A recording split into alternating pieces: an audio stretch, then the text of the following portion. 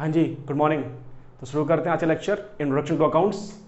हालांकि ये लेक्चर बहुत ही बेसिक होने वाला है, पर इसका ये मतलब बिल्कुल भी नहीं होगा कि ये सिर्फ और सिर्फ क्लास 11 के बच्चों के लिए, ठीक है।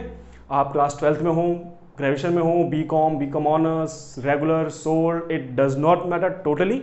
आपको लेक्चर देखना है और आप इससे कुछ ना कुछ ज़रूर सीखेंगे। कुछ ना कुछ नहीं, आप बहुत कुछ सीखेंगे, इस बात की पक्की गारंटी है, ठीक है। तो हम इस लेक्चर शुरू करेंगे। शुरू करने से पहले आपसे कुछ क्वेश्चंस है मेरे, ठीक है।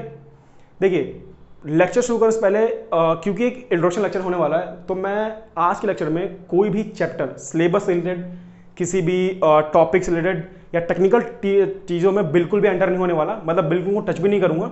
आज हम बिल्कुल ही बेसिक रखने वाले हैं, ठीक है। क्यों? इसका एक रीज़न है। रीज़न ये है कि मैं चाहता हूँ क्योंकि हमारा ये फर्स्ट लेक्चर होने वाला है, तो हमारी एक अंडरस्टैंडिंग बिल्ड हो जाए। Understanding in the sense what? In the sense कि आप ये समझ लें कि मैं कैसे पढ़ाता हूँ, मेरी अप्रोच क्या है जनरली टीचिंग को लेकर के, ठीक है। मैं कैसे चीज़ों को समझाता हूँ या उसको लेकर माइंडसेट क्या है। देखिए, माइंडसेट बहुत इंपॉर्टेंट होता है आपका, और इसका क्या रोल है आपकी लाइफ में, ये मैं अभी आपको इस लेक्चर के ड्यूरिंग समझ में आ जाएगा कि मैं ऐसा क्यों बोल रहा हूँ कि हमारी अंडरस्टैंडिंग बिल्ड होनी चाहिए रिलेटिंग टू माइंडसेट। माइंडसेट जरूरी है, ठीक है। उससे पहले मेरे कुछ प्री कंडीशंस है, ठीक है। देखिए, अगर आप इस लेक्चर को देखना चाहते हैं तो प्लीज इसे अभी देखिए, स्टार्टिंग से लेके एंड तक, टिल द लास्ट सेकंड, ठीक है। अगर आप इसे बीच में छोड़ने वाले हैं तो आप अभी बाहर निकल जाओ। क्यों? क्योंकि आप अभी इस वीडियो को मत देखो, आप अभी बैक चले जाओ। क्यों? क्योंकि इसका रीजन है, रीजन ये है कि भाई अधूरी नॉलेज बहुत डेंजरस होती है, ये आप जानते हैं, ठीक है। तो अधूरा ज्ञान हमें चाहिए नहीं, आप भी अधूरा ज्ञान मत लेना। लेक्चर देखो तो कंप्लीट देखो, हाफ एन आवर का लेक्चर होने वाला, 30-35 मिनट के आसपास का कंप्लीट लेक्चर देखो। उसके बाद अपने थॉट्स नीचे कमेंट बॉक्स में जरूर बताएं, मुझसे शेयर करें, ठीक है। तो बात करते हैं इंट्रोडक्शन टू अकाउंट्स। इसको शुरू करने से पहले मैं आपसे एक क्वेश्चन पूछता हूं। सर क्वेश्चन क्या? अभी तो लेक्चर शुरू नहीं, आप क्वेश्चन पूछ रहे हो। हाँ बेटे, मैं क्वेश्चन पूछूंगा स्टार्टिंग में ही। क्या क्वेश्चन है सर? तो क्वेश्चन ये है कि मैं आपसे पूछना चाहता हूं कि आप पढ़ना कैसे चाहोगे। अब आप बोलोगे सर ये क्या मजाक है, वो तो आप बताओ ना कैसे पढ़ेंगे। मैं बोलूँगा नहीं नहीं, आप बताओ आप पढ़ना कैसे चाहते हो। मतलब सर समझे नहीं। मतलब ये कि देखो, मैं आपको दो अप्रोच से पढ़ा सकता हूँ, अप्रोच 1 और अप्रोच 2, ठीक है। अब सर अप्रोच 1 क्या है? बेटा अप्रोच 1 है जैसे आप आज तक पढ़ते आए हो, ठीक है, स्टिल लर्निंग, जैसे आप आज तक चीजों को सीखते आए हो, आज तक करते आए हो, ठीक है। और दूसरी है माई ओन अप्रोच।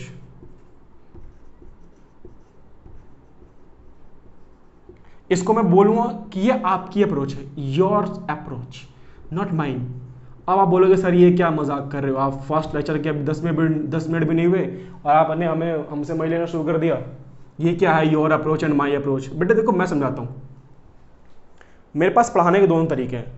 मैं आपकी अप्रोच से ही पढ़ा सकता हूँ। आपकी अप्रोच से कहने का मेरा मतलब ये है कि जैसे आप आज तक पढ़ते आए हो, आप अभी क्लास 12th में हो, ठीक है।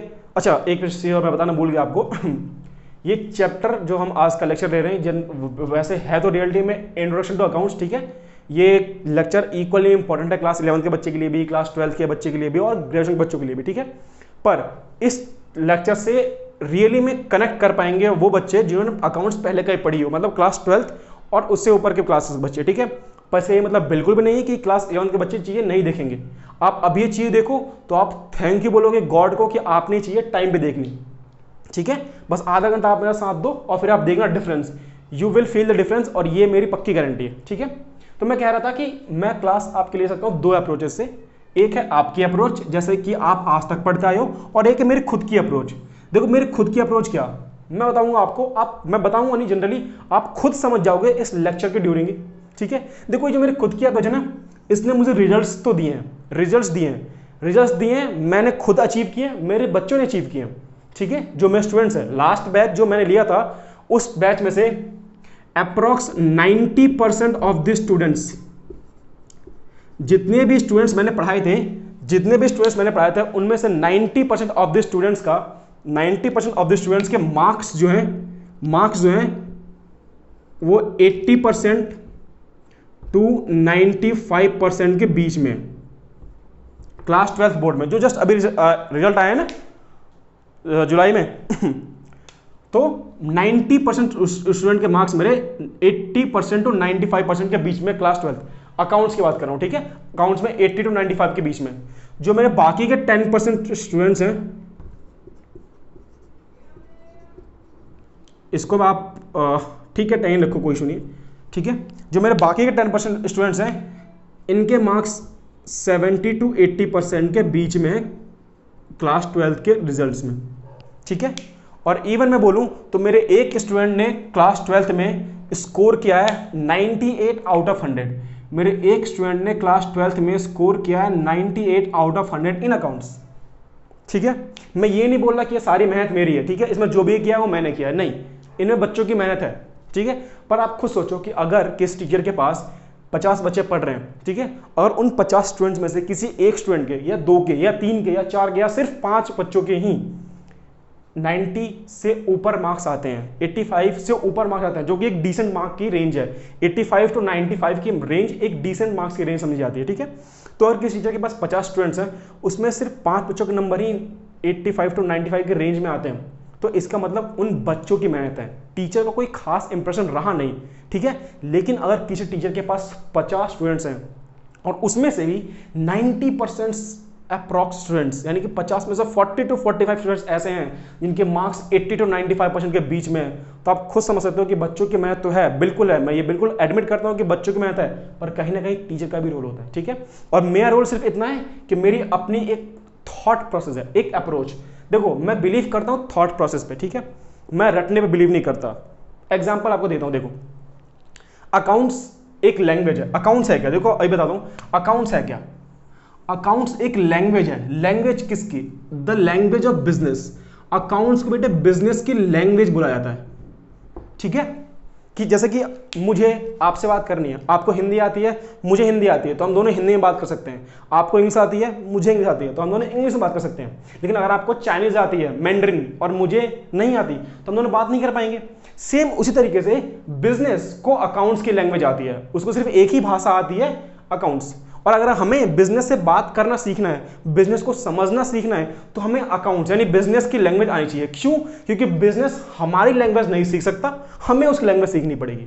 तो अकाउंट्स है क्या? Accounts is a language of business, business की भाषा। अब आप कल को सर आप बोलोगे सर इसका क्या फायदा है हमारी लाइफ में?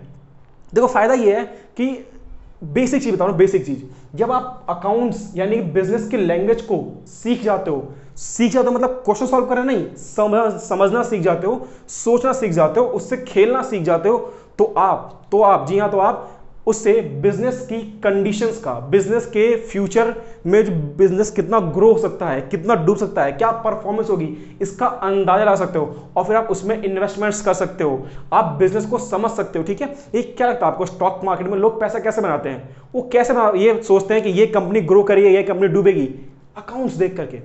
किसी बिजनेस के अकाउंट्स, हाँ हालांकि और भी चीजें मैटर करती हैं, बट कहीं ना कहीं अकाउंट्स एक बहुत ही बड़ा रोल प्ले करता है किसी बिजनेस की अंडरस्टैंडिंग लेने के लिए, ठीक है। तो इसलिए हमें बिजनेस की लैंग्वेज समझना है, क्योंकि हमें बिजनेस में जाना चाहते हैं, ठीक है। तो हमें बिजनेस की लैंग्वेज यानी कि अकाउंट्स को समझना ही पड़ेगा, रटना नहीं, समझना पड़ेगा। अब सर आप ये क्यों बोल रहे हो रटना नहीं समझना पड़ेगा? देखो, इसके बीच में एक फर्क है, और कहीं ना कहीं यही चीज, रटना और समझना, कहीं ना कहीं यही चीज जैसे मैं आपके सामने क्लियर करूंगा, आप समझ जाओगे इन दोनों अप्रोच में फर्क क्या है। यानी कि जो आपकी अप्रोच थी और जो मेरी अप्रोच थी, उसमें फर्क क्या है। आपकी अप्रोच मतलब क्या? जिस अप्रोच से आप आज तक पढ़ते आए हो, वो अप्रोच, ठीक है। और मेरी अप्रोच मतलब क्या? जिस अप्रोच से मैं आपको पढ़ाने वाला हूं, ठीक है, जिस अप्रोच से मैं खुद पढ़ा हूं, जिस अप्रोच से मैं आपको पढ़ाने वाला हूं, जिस अप्रोच से मैं खुद पढ़ा हूं, वो है मेरी अप्रोच, ठीक है। देखो, आप में से, जैसे मैंने पहले कहा था कि ये जो लेक्चर है वो कहीं ना कहीं क्लास 12 और उससे ऊपर की क्लास के बच्चे ज़्यादा रेट कर पाएंगे कंपेयर देन क्लास 11 के बच्चे। बट आप भी प्लीज़ ये लेक्चर पूरा देखिए। तो आपने क्लास 11 में जब अकाउंट्स पढ़ी होगी, अगर आप क्लास 12 में हैं अभी और उससे ऊपर है तो आपने एक चैप्टर पढ़ा होगा, सपोज डेप्रिसिएशन। आपने एक चैप्टर पढ़ा होगा सपोज डेप्रिसिएशन, ठीक है, आपने डेप पढ़ा होगा। अच्छा, आपको डेप आता अच्छे से? अगर मैं आपसे पूछूं कि बच्चे क्या आपको डेप अच्छे से आता है क्या? आप बोलोगे हाँ सर, हमने तो 11th में सारे क्वेश्चन सॉल्व किए थे, मेरी बुक में 50 क्वेश्चन थे, मेरी बुक में 60 क्वेश्चन थे, मैं तो दूसरी बुक खरीदी थी, मैंने उसके भी क्वेश्चन सॉल्व किए थे, तो मुझे तो आता है। मेरा एक सवाल है, सवाल ये है कि आप लोग क्लास 12 करने के बाद, ग्रेजुएशन करने के बाद आगे फ्यूचर में करोगे क्या? मतलब करना क्या चाहते हो आप लाइफ के साथ, जॉब या बिजनेस? मतलब पैसे तो कमाना है ना, तो पैसे कमाने के दो ही तरीके हैं, या तो आप जॉब कर लो या तो आप बिजनेस कर लो, या तो आप जॉब कर लो या तो आप बिजनेस कर लो। और मेरी ऐसी एस्टिमेट है, मुझे ऐसा लगता है कि 80 to 90% स्टूडेंट जो है वो जॉब की कैटेगरी को चूज करेंगे कि सर मुझे तो जॉब चाहिए, बिजनेस नहीं। और कुछ बच्चे बिजनेस करेंगे, या तो खुद का स्टार्ट या फैमिली का होगा उसमें जाके ज्वाइन हो जाएंगे। ठीक है, अब मैं आपसे पूछता हूं, मेरा सवाल मोस्टली उन बच्चों से है क्योंकि मैक्सिमम स्टूडेंट की संख्या इसमें होगी, जॉब वाले बच्चे। मैं आपसे पूछता हूं कि अगर आप ये बताओ, आपको जॉब चाहिए, आपको कितनी सैलरी मिले, आपको कितनी सैलरी मिले कि आप खुशी खुशी वो जॉब कर लोगे और अपनी जिंदगी मजे में काट लोगे? इन स्टार्टिंग कितनी? 10,000 पर मंथ? क्या आपके लिए इतनी सैलरी सफिशिएंट है? नहीं। फिर चलो इंक्रीज करते हैं, 50,000 पर मंथ। क्या आपको इतनी सैलरी सफिशिएंट है? नहीं। चलो ठीक है, इसे थोड़ा और इंक्रीज करते हैं, 1 लाख पर मंथ, 1 लाख रुपए महीने के आपको अगर मैं सैलरी मिले कहीं पर किसी जॉब में, तो क्या इतनी सैलरी आपके लिए सफिशिएंट है जैसे आप अपनी जिंदगी मतलब अच्छे से काट लोगे, सारे खर्चे पूरे कर लोगे, अपने कुछ शौक भी पूरे कर लोगे, घूमना फिरना, मस्ती एंड ऑल सब कुछ? ठीक है, 1 लाख पर मंथ। सोचो कि मैं एक बिजनेसमैन हूं, ठीक है, या छोड़ो मेरी बात छोड़ो, आप अपने बारे में सोचो कि आप एक बिजनेसमैन हो, ठीक है, और आपके बिजनेस में एक जॉब की वैकेंसी है, एक पर्सन की रिक्वायरमेंट है आपके बिजनेस में, यू नीड अ पर्सन। ठीक है, आपके बिजनेस में एक पर्सन की रिक्वायरमेंट है, ठीक है, और मैं आता हूं वहां पे आपके पास कि सर मुझे जॉब दे दो प्लीज। आपने बोला कि बेटे सैलरी है 1 लाख रुपए पर मंथ। मैंने कहा सर मुझे चलेगी, मुझे चाहिए ये वाली जॉब। आपने कहा ठीक है।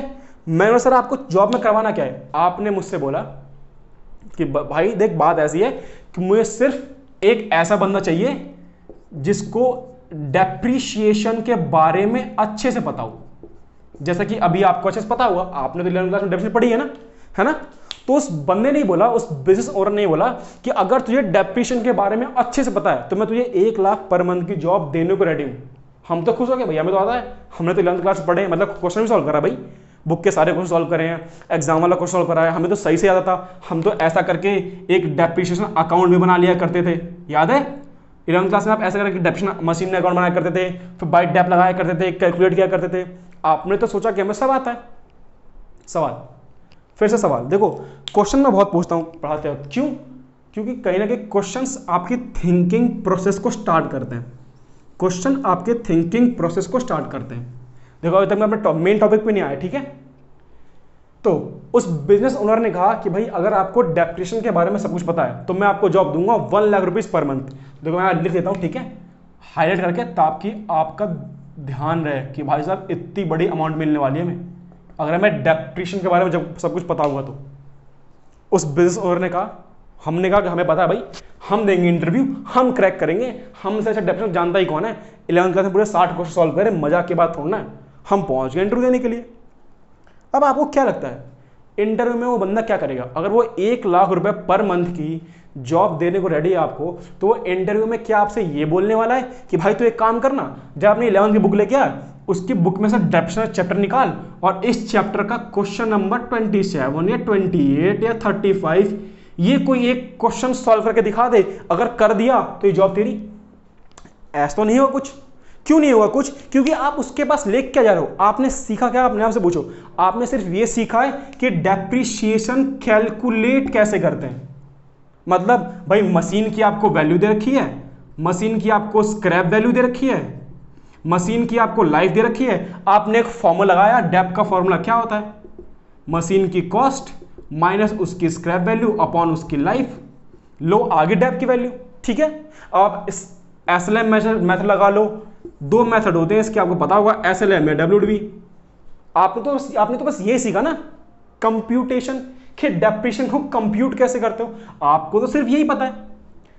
खुद सोचो, क्या वो बंदा इतने से काम के लिए आपको 1 लाख पर मंथ यानी कि साल के, देखो अब एक करते हैं कंपैरिजन। देखो आप कॉमर्स के बच्चे हो, ठीक है, तो आपको एक चीज अच्छे से आनी चाहिए, उसे मैं बोलता हूं कॉस्ट बेनिफिट एनालिसिस। उसे हम क्या बोलते हैं? देखो ये रूल आप अपने लिख लो कहीं पर, दिमाग में छाप लो, इसे याद रखना।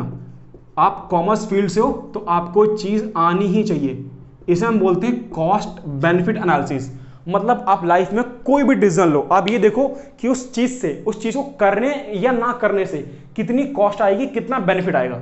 अगर कॉस्ट कम है और बेनिफिट यानी फायदा ज़्यादा है तो भाई कर लेना, क्या दिक्कत है, ठीक है। और अगर कॉस्ट ज़्यादा आ रही है, फायदा कम है तो मत कर यार, नुकसान क्यों करवा अपना, ठीक है।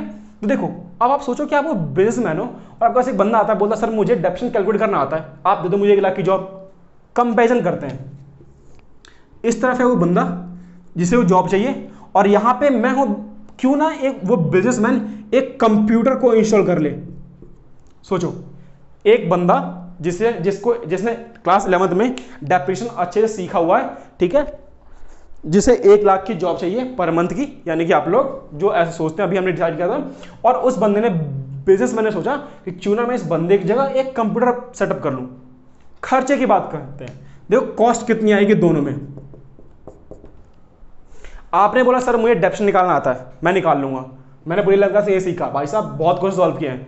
उस बंदे ने अच्छा ठीक है, अगर मैं तुझे जॉब दे दूं तो तुझे 1 लाख पर महीने के, मतलब साल की कितनी कॉस्ट, 12 लाख रुपए तो सैलरी देनी पड़ेगी। यानी कि वो बंदा बिजनेसमैन आपको सैलरी कितनी देगा, साल की 12 लाख। वहीं पे अगर वो एक कंप्यूटर इंस्टॉल करता है तो एक कंप्यूटर कितने का आएगा, सपोज करो 60,000 का आएगा एक कंप्यूटर। और अगर 60,000 का कंप्यूटर आता है और वो 5 साल भी उसकी लाइफ है तो 1 साल की कितनी कॉस्ट है, 12,000 रुपए, है ना। तो कंप्यूटर की कॉस्ट कितनी आएगी सर, 12,000 रुपए। अब आप बोलोगे सर कंप्यूटर खुद तो नहीं चलेगा। हाँ बेटे कंप्यूटर खुद नहीं चलेगा तो उसको ऑपरेट करने के लिए मैं एक बंदा रख लूंगा, उस बंदे को दे दूंगा साल की, महीने की 10,000 रुपए सैलरी। महीने की 10,000 सैलरी मतलब क्या, साल की इतनी 1,20,000। तो उसको मैंने साल की 1,20,000 सैलरी दे दी उस बंदे को काम ही करना है। आपको क्या आता है ये बताओ मुझे, आपको तो डेप्रिसिएशन निकालना है, आपने तो लगभग नहीं सीखा है। तो आपको मशीन की कॉस्ट चाहिए, आपको मशीन की स्क्रैप वैल्यू चाहिए, आपको मशीन की लाइफ चाहिए, आप ये चाहिए पुट करोगे यहां पर, आप बताओगे डेप्रिसिएशन कितना है। आपको तो ये आता ना, तो ये जो वैल्यू मैं आपको दूंगा वो वैल्यू मैं इस बंदे को दे दूंगा और ये बंदा कंप्यूटर में फीड कर देगा। जो चीज आप कैलकुलेट करोगे आवर्स लगा करके, 20 मिनट 30 मिनट 1-1 घंटे में आप करोगे कैलकुलेट पेपर पे, वो कंप्यूटर चुटकियों में करके देगा मेरे को। तो मैं आपसे क्यों करवाऊं वो काम, जबकि वो काम मुझे कंप्यूटर करके दे रहा है। और जबकि कॉस्ट देखो, कॉस्ट अगर मैं ये काम करता हूं तो मेरी कॉस्ट आती है साल की 1,32,000, ठीक है। और आप कितने मांग रहे हो मुझसे, साल के 12 लाख रुपए। अब बताओ बिजनेसमैन क्या आपको जॉब देगा, नहीं, वो तो ये कर लेगा भाई, उसके पैसे बच रहे हैं, वो तो उसके तो पैसे बच रहे हैं ना। और बिजनेसमैन को चाहिए क्या, उसको बस अपना फायदा देखना है, ठीक है। जैसे उसके पैसे बच रहे हैं वो काम करेगा, वो आपको जॉब क्यों दे, आप बताओ। और फिर आप बोलते हो सर जॉब नहीं मिलती, भाई क्यों मिलेगी जॉब। अगर आप चाहते हो कि आपको डिप्रेशन निकालना आता है, वैसे रियल लाइफ में ऐसा नहीं होने वाला, बट एक हाइपोथेटिकल एग्जांपल है। आप सोचो ना, आपने अब तक अपनी लाइफ में सीखा क्या है, आप अब तक कैसे पढ़ते हो, आप सिर्फ क्वेश्चन सॉल्व करना जानते हो। चैप्टर दिखा, सर ने कुछ लिखवा दिया, चैप्टर का नाम ये रहा बेटे, चैप्टर में ये चीजें हैं, ये फॉर्मूले लगते हैं बेटे, और देखो ऐसा ऐसा क्वेश्चन सॉल्व करते हैं। और आप क्वेश्चन सॉल्व करते रहते हो। सीखा क्या, कुछ नहीं। चैप्टर के नाम पता क्या है, सर कुछ नहीं पता, बस क्वेश्चन सॉल्व किए। वाह, क्वेश्चन सॉल्व करके इतनी बार प्रैक्टिस कर लेते हो, इतने रिवीजन कर लेते हो कि आपको क्वेश्चन के आंसर तक याद हो जाते हैं। पर क्यों किया ये नहीं पता। डेप्शन निकालते रहे, कॉस्ट में से स्क्रैप वैल्यू माइनस क्यों करी, ये सोचा है कभी। लाइफ से डिवाइड क्यों किया, क्या रीजन है इसका, ये सोचा है कभी, नहीं। टीचर से पूछा आपने, नहीं, क्योंकि टीचर ने बताया नहीं, आपने पूछा नहीं, आप उसने जो बताया ऐसा होता है, आपने ऐसा रट लिया, लिख दिया एग्जाम में, नंबर भी आ गए, पास भी हो गए, अरे वाह। उसके बाद क्या करोगे ये बताओ ना, क्या आपको इसके बेस पर जॉब मिल जाएगी, नहीं। क्यों, क्योंकि भाई आपको डेप्शन निकालने के लिए कॉस्ट चाहिए, स्क्रैप वैल्यू चाहिए, लाइफ चाहिए। अगर मैं आपको ये सारी चीज दूं और आप निकालोगे डेप्शन और उसके लिए आपको इतने पैसे चाहिए, अबे छोड़ना यार, मैं कंप्यूटर दे दूं, तुमसे फास्ट करेगा, छुट्टी भी नहीं लेगा वो, तो तुम तो छुट्टी मानोगे। तुम्हें लंच ब्रेक भी चाहिए, कंप्यूटर को वो भी नहीं चाहिए। तुम गलतियां भी कर सकते हो, कंप्यूटर गलतियां भी नहीं करेगा। समझिए मेरी बात को। बात ये नहीं है कि आप क्या पढ़ते हो, बात यह है कि आप कैसे पढ़ते हो। आपकी मेंटल स्टेट क्या है, ठीक है, मेंटल एटीट्यूड क्या उस टाइम का पढ़ते टाइम, कि आप सच में सोचते हो कि ऐसा क्यों हो रहा है। अगर ये चीज, अगर मैं स्क्रैप वैल्यू को माइनस ना करूं तो ऐसा क्या बवाल हो जाएगा भाई साहब कि स्क्रैप वैल्यू को माइनस करना ही पड़ेगा मुझे, मतलब इस फॉर्मूले में मैं स्क्रैप वैल्यू माइनस कर ही क्यों रहा हूं, आपको ये सोचना है ना, ठीक है। क्योंकि अगर आप इस चीज से खेल नहीं पाओगे तो बिजनेसमैन आपको नौकरी क्यों देगा, फिर वही देगा आपको 10,000 रुपए की, ये वाली नौकरी मिलेगी आपको, आ जा बेटे बैठ जा कंप्यूटर भरते रहिए। तो आपको अगर यही चाहिए तो भाई करो जैसे कर रहे हैं, लेकिन अगर आपको ये चाहिए तो आपको कॉन्सेप्ट पकड़ना पड़ेगा। वो क्या है, आपको ये पता होना चाहिए कि स्क्रैप वैल्यू माइनस क्यों करी है, लाइफ से डिवाइड क्यों करा, अगर ऐसा नहीं हुआ तो इससे क्या हो जाएगा, बिजनेस के ऊपर क्या इंपैक्ट पड़ जाएगा। बेटे सिर्फ इस चीज में ना डेप्रेशन में कितने हजारों करोड़ों का टैक्स का झोल हो जाता है, पता है आपको कितने। आप बुक्स ऑफ अकाउंट से, अगर आप चीजों को समझ गए ना तो आप बुक्स ऑफ अकाउंट से खेल सकते हो। अगर किसी बिजनेस को एक्चुअल में लॉस आ रहा है ना, उस बिजनेस का प्रॉफिट दिखा सकते हो, अगर आप अकाउंट से खेलना सीख गए। लेकिन खेलना कब सीखोगे, जब आपको पता होगा, आपने पता करने की कोशिश करी ही नहीं। एक और एग्जाम्पल देता हूं आपको, देखो मुझे पता है कि आपको कुछ बच्चों को चीज़ समझ नहीं आ रही होंगी, शायद आपको थोड़ा लग रहा होगा सर ये क्या बोल रहे हैं आप, ये तो कुछ अजीब ही है, हमने तो कभी ऐसा सोचा ही नहीं था। तो बेटा सोचना तो पड़ेगा ना। आपने अभी देखा, अभी कोविड-19 के केस में कितने लोगों की जॉब गई, लेकिन सबकी तो नहीं गई। अब सबकी क्यों नहीं गई, क्या लगता है आपको? अगर जब कंपनियों के सामने ये ऑप्शन आया होगा, जब कंपनियों के सामने सिचुएशन आई होगी कि भैया जॉब से निकालना है, तो किन को निकालेंगे जॉब से? क्या वो उनको जॉब से कभी निकाल पाएंगे जिन बंदों के पास दिमाग है, मतलब जो रट के नहीं समझ के आए हैं, जिन्हें पता है कि चीज़ों से खेलते कैसे हैं, जिन्हें पता है कि चीज़ों का इस्तेमाल कैसे करते हैं। जो क्वेश्चन सॉल्व नहीं करते भाई, वो दिमाग चलाते हैं अपना, ठीक है। एक एग्जांपल देखो, बहुत ही बेस्ट चीज़ है, अगर आप 11th क्लास में तो आप भी इस चीज़ को समझ पाओगे। अकाउंट्स, आपने अकाउंट्स में पढ़ी डेफिनेशन, याद है? नहीं होगी, चलो कोई नहीं, मैं लिख देता हूँ। अकाउंट्स है क्या? अकाउंट्स देखो जनरल चीज़, ठीक है। Accounts is a process of identifying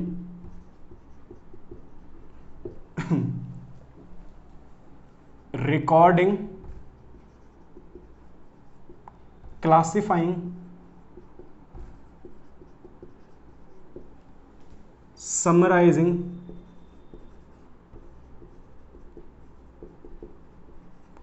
and communicating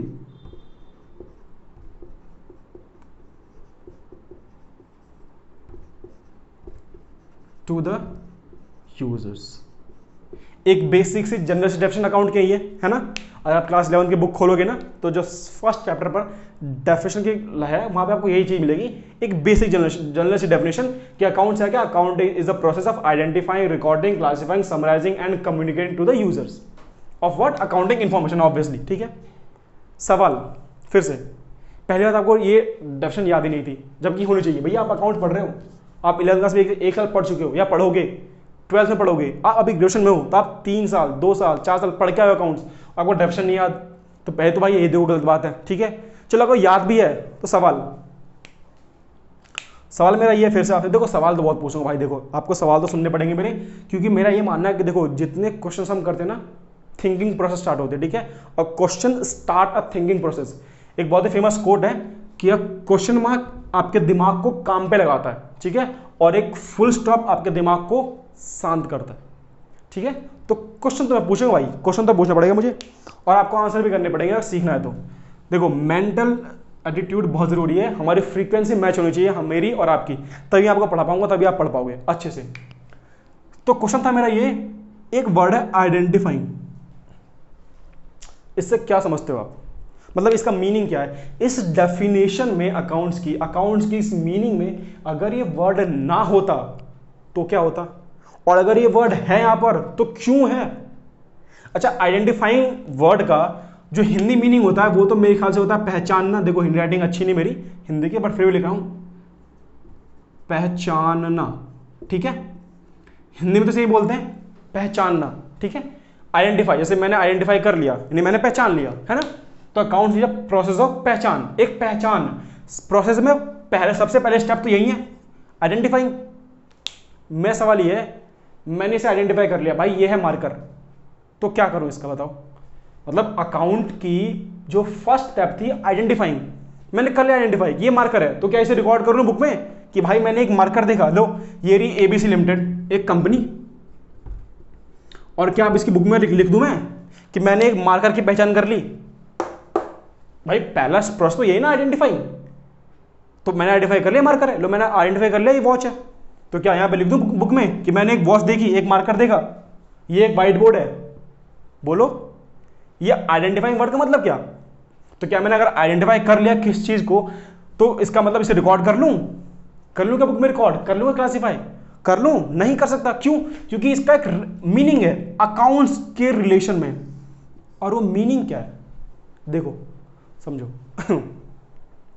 accounts is a process of identifying, यानी कि जब भी आप अकाउंटिंग करोगे, जब भी आप अकाउंट्स बनाओगे, जब भी आप अकाउंटिंग करोगे किसी भी बिजनेस की, किसी भी एंटरप्राइज की, तो सबसे पहले आपको आइडेंटिफाई करना पड़ेगा क्या?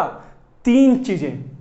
पहली चीज कि भाई वो जो चीज जिसको आप आइडेंटिफाई करोगे, पहली बात वो एक ट्रांजैक्शन होनी चाहिए या इवेंट, एक ट्रांजैक्शन या इवेंट होना चाहिए, ठीक है। दूसरी चीज क्या आप आइडेंटिफाई करोगे कि वो बिजनेस से रिलेटेड होनी चाहिए, बिजनेस से रिलेटेड होनी चाहिए। और तीसरी चीज आप क्या आइडेंटिफाई करने वाले हो कि मैं उसको मनी में मेजर कर सकता हूं, मनी में मेजरमेंट जो है वो पॉसिबल हो उस चीज की, ठीक है। तो देखो account is a process of identifying. अब आइडेंटिफाइंग का मतलब क्या? ट्रांजैक्शन या इवेंट, यानी कि सबसे पहले आप ये देखोगे कि बिजनेस में, एंटरप्राइज में जिसके लिए मैं अकाउंट्स बना रहा हूं, अकाउंट्स कर रहा हूं, अकाउंटिंग कर रहा हूं, उस बिजनेस में, उस एंटरप्राइज में कोई ट्रांजैक्शन या इवेंट हुआ है क्या? अब ट्रांजैक्शन का एक सिंपल मीनिंग अभी आपको बताता हूं, ठीक है। लेन देन, मतलब मैंने तुझे 50 रुपए दिए, तू मुझे उसके वर्थ के 2 दर्जन केले दे दे, ये ट्रांजैक्शन है। मैं तुझे 2 दर्जन केले लिए, उसके बदले तुझे 50 रुपीज दे दिए, दिस इज ट्रांजैक्शन, ठीक है। तो पहली बात तो आप देखो भाई ट्रांजैक्शन हुआ है कि नहीं हुआ क्या, और सिर्फ ट्रांजैक्शन होना काफी नहीं है, वो बिजनेस से रिलेटेड भी हो। अब सर बिजनेस रिलेटेड होने क्या मतलब है? देखो बिजनेस से रिलेटेड होने का एक मतलब ये है कि भाई देखो लेन देन तो हमेशा होगा। जैसे कि सपोज मुकेश अंबानी जी हैं, रिलायंस कंपनी के, आपको पता है ना, एमडी।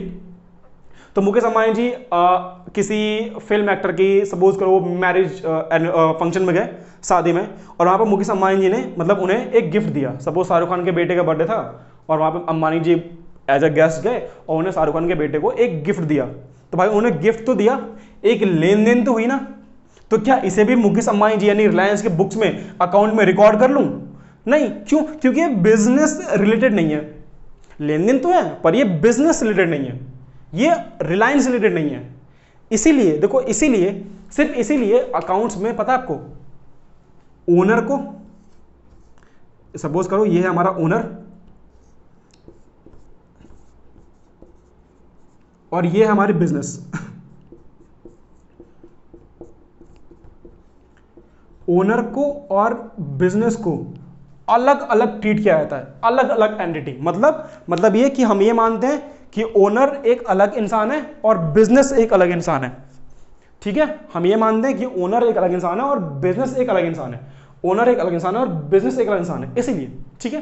तो हम ये थे आइडेंटिफाइंग। तो आइडेंटिफाइंग मतलब क्या? पहले की ट्रांजैक्शन तो हो, दूसरी भैया बिजनेस से रिलेटेड ट्रांजैक्शन हो, और तीसरी कि ठीक है ट्रांजैक्शन भी है, बिजनेस से रिलेटेड भी है, भाई तू उसको मनी में मेजर कर पाएगा या नहीं कर पाएगा, ये और देख ले।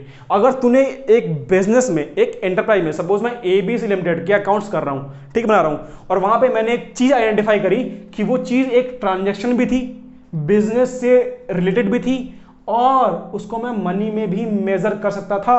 जैसे ये तीनों कंडीशन सेटिस्फाई होती है, बस भाई उसको कर ले रिकॉर्ड, उसकी कर दे क्लासिफिकेशन, उसके कर दे समराइजिंग, और यूजर्स ऑफ अकाउंट को बता दे उसके बारे में। एग्जांपल, सेल ऑफ गुड्स, ठीक है, sale of services, sale of goods, मैंने गुड्स बेचे, ट्रांजैक्शन है, गुड्स बेचे, पैसा लिया, लेन देन, अदला बदली, ट्रांजैक्शन है, वो बिजनेस से रिलेटेड है और मैंने पैसों में बेचा है, तो मैं उसको मनी में मेजर कर सकता हूं। जैसे ये तीनों कंडीशन सेटिस्फाई होती हैं, मैं उसको रिकॉर्ड कर लूंगा जनरल एंट्री। याद है, bank account debit to sale, bank to sale, ये देखो कर ली मैं जनरल एंट्री।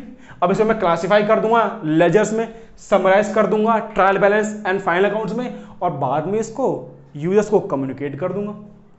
तो समझ में आपको अकाउंट्स की डेफिनेशन तो नहीं याद, और अगर याद भी थी तो उसके फर्स्ट स्टेप का मतलब नहीं पता। अब आप सोचते हो कि भाई आपको ये इतनी बेसिक चीज नहीं पता, ठीक है, और आप ये सोचते हो कि मुझे जॉब नहीं मिलती, मार्केट में जॉब्स नहीं है, मुझे पैसा नहीं मिलता, क्या करें क्या करें क्या करें। कैसे मिलेगा? आप खुद सोचो कि आपके पास उतने स्किल्स हैं, उतने नॉलेज हैं, ठीक है। तो भाई देखो, काम तो करना पड़ेगा, बिना काम के तो नहीं आएगा, ठीक है। अब लेक्चर वैसे इसका पार्ट 2 भी आएगा, बस फिलहाल अभी वही सेम क्वेश्चन जो मैंने आपसे लेक्चर के स्टार्टिंग में पूछा था कि भाई मैं आपको पढ़ा सकता हूं दोनों तरीकों से। एक जो आपका तरीका है, जैसे आप पढ़ते हो, आपने बस अकाउंट के डेफिनेशन याद कर ली, जाके एग्जाम में लिख दिया, नंबर मिल गए, आप खुश, काम खत्म। लेकिन आता कुछ नहीं है। ये था आपका तरीका, और मेरा तरीका अभी आपने देख लिया। भाई एक एक वर्ड की पोस्टमार्टम कर देते हैं हम, बिल्कुल डीप में घुस जाएंगे, मीनिंग निकाल लाएंगे, समझेंगे कि ऐसा क्यों हो रहा है, क्यों है ये चीज ऐसे, अगर ऐसा ना होता तो क्या होता, ठीक है। हम ये तक जानेंगे कि डेप्थ निकालते वक्त, अगर आप मुझसे 11th क्लास में पढ़े होते तो मैं आपको ये तक बताता कि डेप्रिसिएशन निकालते वक्त कॉस्ट में से स्क्रैप वैल्यू माइनस क्यों होती है, प्लस क्यों नहीं होती, क्या रिलेशन है माइनस होने का भाई, और इसको इसकी लाइफ से क्यों करते हैं डिवाइड, किसी और चीज से क्यों नहीं करते, क्या मतलब क्या रिलेशन है इस चीज का, ये पता होना चाहिए ना, तभी तो आप बाद में से खेल पाओगे। समझ रहे हो चीजों को? हम एक एक चीज सीखेंगे। एक आपको बेसिक चीज देता हूं, अगर आप 12th में हो, ठीक है, वैसे मैं ये लेक्चर स्पेसिफिकली मैंने 12th क्लास के स्टूडेंट्स के लिए करवाया है, ठीक है, आप ग्रेजुएशन में हो, ठीक है, आपने 12th क्लास में एक चैप्टर है valuation of goodwill, valuation of goodwill, ठीक है, क्लास 12th में एक चैप्टर है वैल्यूएशन ऑफ गुडविल। गुडविल निकालने के कई मेथड है, जैसे कि डेप्रिसिएशन निकालने के कई मेथड है। देखो गुडविल क्या होती है कि हम सीखेंगे जब हम करेंगे तो, बट अभी सिर्फ जैसे डेप्रिसिएशन निकालने के 2 मेथड तुमने पढ़े हैं ना, SLM और WDV। अच्छा बताओ इनमें से बेस्ट कौन सा है, बताओ बताओ बताओ। नहीं पता? चलो मैं बताता हूँ, इनमें से बेस्ट है WDV, और आपको पता था WDV की बेस्ट है तो अच्छी बात है। सवाल है क्यों, मतलब इसमें क्या खराबी भाई, ये बेस्ट क्यों नहीं है, ये ही बेस्ट क्यों है। दूसरा सवाल कि अगर आप डेप्रिसिएशन इस तरीके से निकाल सकते थे तो इस मेथड की जरूरत ही क्या थी। आई होप आप समझे मेरी बात को। देखो बात ये नहीं कि आप क्वेश्चन क्या सॉल्व करोगे, वही बात मैं आपसे अभी बोलता हूं कि आपका माइंडसेट क्या है पढ़ने का, आपका माइंडसेट क्या, नंबर लाना है, मार्क्स लेना, या आपका माइंडसेट है नॉलेज अचीव करना। वो 3 इडियट मूवी में आमिर खान बोलता था ना कि सक्सेस के पीछे मत भागो, नॉलेज के पीछे भागो। तो वही बात है, आपको नंबर चाहिए, नॉलेज चाहिए। अगर आपकी फर्स्ट प्रायोरिटी नंबर है, आपकी फर्स्ट प्रायोरिटी नंबर है, तो बेटा नंबर तो मिल सकते हैं रट रट के, नॉलेज कभी नहीं मिलेगी, बोल जाना।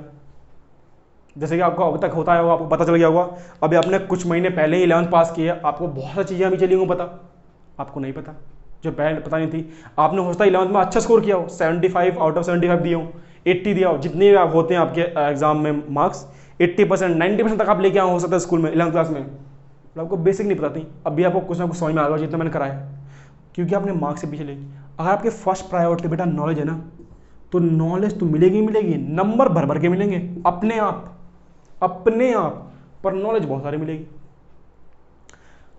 समझ गए? ठीक है। बात करते हैं मैं वैल्यूएशन ऑफ गुडविल की, तो इसमें क्या था, गुडविल निकालने कई सारे मेथड है, ठीक है, कई सारे मेथड है।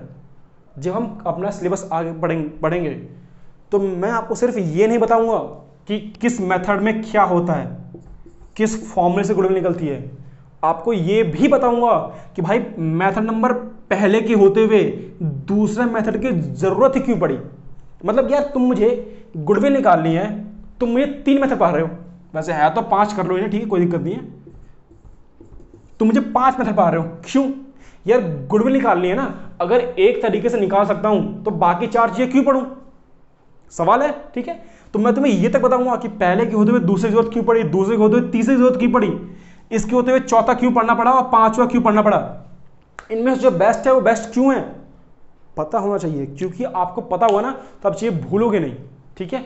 और क्वेश्चंस के लिए बात, भाई क्वेश्चन हम प्रैक्टिस नहीं करते, मतलब समझो हम क्वेश्चन बाकियों के लिए नहीं करते। बाकी लोग क्या करते हैं, वो कुछ पढ़ते हैं, क्वेश्चन कर करके सीखते हैं। हम पहले सीखेंगे फिर क्वेश्चन करेंगे। हम क्वेश्चन करते सिर्फ इसलिए ताकि ये देख सकें जो सही सीखा था वो सही से इस्तेमाल कर पा रहे हैं कि नहीं कर पा रहे, ठीक है। और तो क्वेश्चन, भाई तुम क्वेश्चन पढ़ते पढ़ते उसका आंसर तुम्हारे दिमाग में आ जाएगा कि इस लाइन का क्या ट्रीटमेंट होगा, इस लाइन का क्या ट्रीटमेंट होगा। आई गेस तुम्हें थोड़ा बहुत आइडिया लग चुका होगा कि मैं कैसे पढ़ाता हूँ, ठीक है। मेरा अप्रोच क्या होने वाली है, मेरा माइंडसेट क्या होने वाला है, मैं किस तरीके से आपको लेके चलने वाला हूँ, ठीक है। मुझे बिल्कुल नहीं पसंद रटना ना रटवाना, ठीक है। मुझे पसंद है सिर्फ समझना और समझाना, ओके। तो वीडियो अगर पसंद आई हो यहाँ तक तो भाई लाइक ठोक देना। कमेंट बॉक्स में बताओ कि तुम्हें, नीचे कमेंट बॉक्स में बताओ कि तुम्हें क्या कोई डाउट है, कुछ अच्छा लगा हो तो शेयर करो अपने थॉट्स, ठीक है। अपने कुछ फ्रेंड्स को शेयर करो जिन्हें वीडियो तुम्हें लगता है कि देखनी चाहिए, ठीक है। और मिलते हैं इसके पार्ट 2 में। Till then good bye.